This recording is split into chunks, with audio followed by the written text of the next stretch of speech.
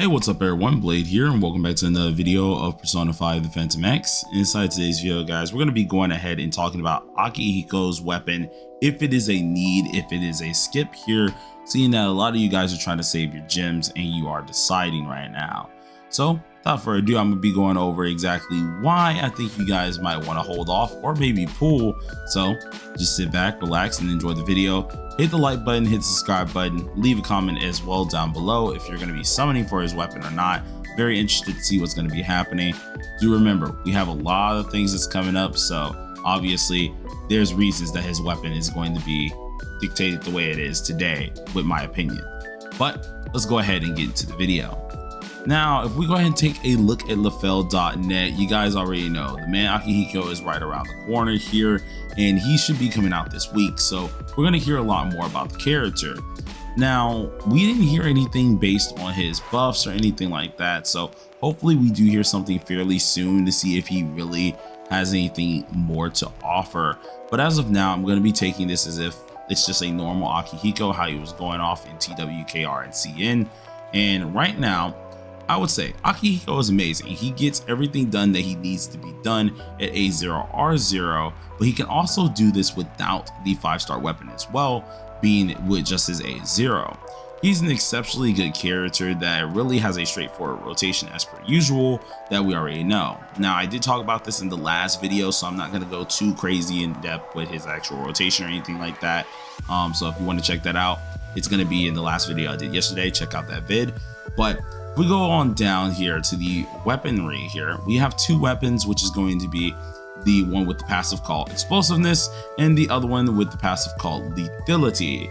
Now, both of these weapons are ugly as fuck, I'm be honest with you, but besides that here, they are pretty darn cool weapons. They're awesome, but they just don't fit Akihiko's look preferably. I would have rather taken like at least some knuckle dusters or maybe some boxing gloves or something like that.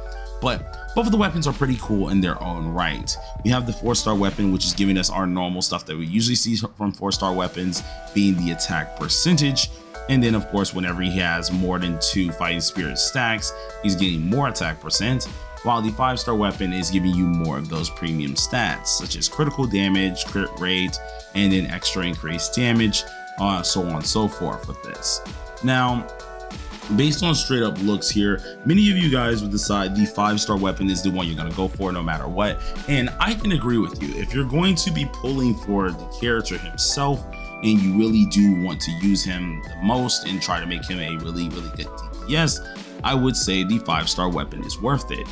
Though, if you're a person who's just pulling for collectivity, or you're just pulling the character, using them for a little bit, but you're probably going to get a different AoE DPS in the future, I would suggest you guys go with the 4-star weapon. Now, I have my multiple reasons about this here. One of the reasons is just firstly starting off with the characters that are going to be coming up for AoE DPSs. Just taking a look at the characters that we do have in front of him is an immediate jump in damage, being Puppet Summer, Luce Notte, and then of course Aegis.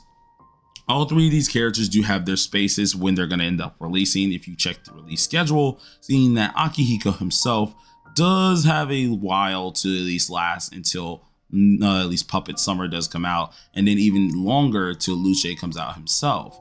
This could very well mean for a lot of you guys to just go ahead and invest into the weapon if you just want to use him for a little bit longer. But the reason why I say the weapon just honestly isn't worth it is not only just because of the heroes, but if we look at what the weapon does, it does give you all the stats you need, but these stats himself aren't gated.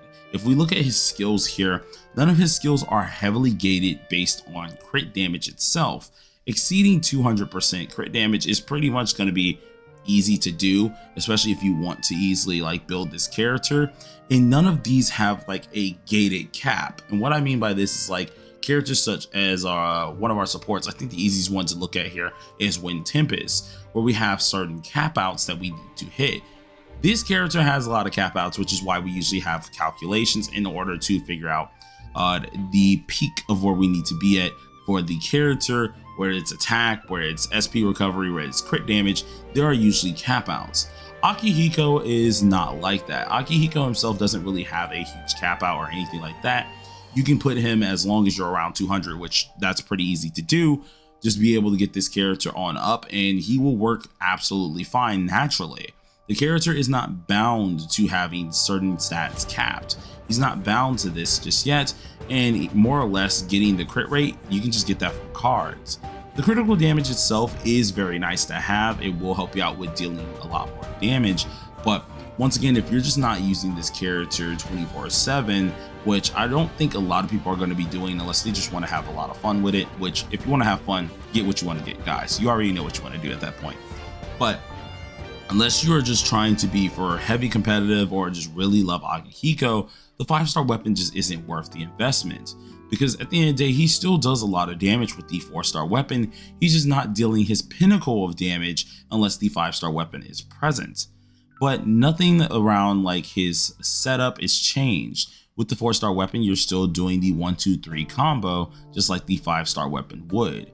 With the 4-star weapon, you are still pretty much hitting the same caps, or at least not having any caps, just like the 5-star would not have any caps. It all just comes down to what you are building this character to end up being like to really make him exceptionally worth it. Akihiko himself, another reason why I am stating that the 5-star weapon I just believe is not really worth it is because the 5-star weapon for many people is more of a stat stick, especially if we're looking at things in TW and KR as time went on. With characters such as like Koromaru, who truly do need their 5-star weapons in order to hit their caps, the cap is really what's helping, or at least making it so this character won't need its weapon.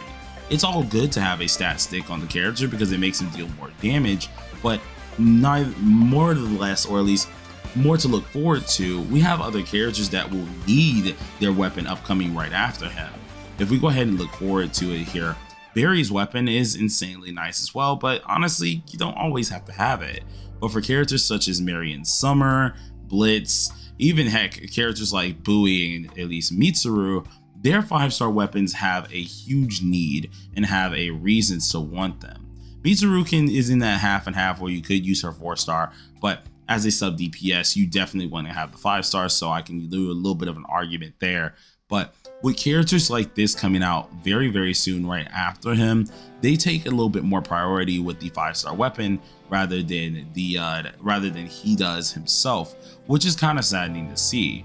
The character himself, I don't really want to say it's bad. He is a very good character, but once again, with the setups that take so long that even the 5-star weapon doesn't really change much into, it just makes it even more so that you don't really want the 5-star weapon. You can just stick with the A0 and go with a 4-star and you're pretty much set to go. But that's mainly how I see about it with this character. He's an on and off DPS that honestly isn't all too bad, but definitely doesn't really need his 5-star weapon at all. Once again, if you're a person who loved the character, if you're a person that just genuinely like Akihiko, or even want to be competitive in SOS, then the 5-star weapon is your bread and butter. This is what you're going to end up getting. It gives you the most out of the character. But if you're a person who's just a little bit of a collector, doesn't really care about competing with others too much, the 4-star weapon, you'll do a little bit less damage, but you still will be able to get the things done that you want to have done, which is always a cool thing. Now in the future, what I'll end up doing is I'll make a double video where it shows the 5 stars damage versus the 4 stars damage. So look forward to that in the upcoming days as well. It's going to be on my TW account, so if he does get any buffs, obviously it's going to be a little bit off-putting, but I'll show the damage comparison on both of them so you guys can really decide soon. So look forward to that video. But till then, everybody, let me know down below in the comment section. Are you going to be pulling for it? Are you not? And peace on out.